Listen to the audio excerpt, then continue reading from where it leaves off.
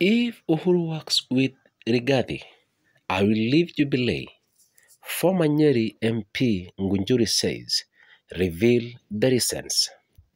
Former Nyeri Member of Parliament Honorable Ngunjuri Wambugu has threatened to leave Jubilee if retired President Uhuru Kenyatta joins forces with former Deputy President Rigathi Gachagua.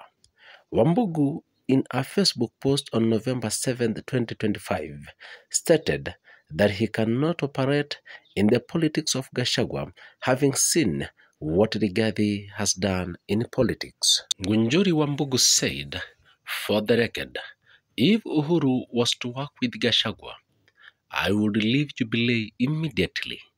I can't operate in the politics I have seen Gachagua do, even for Uhuru. So, if they got into a bed, I would disassociate myself with Uhuru and Jubilee. The former member of parliament made this statement hours after Uhuru Kenyatta called out Jubilee members for insulting Gachagua.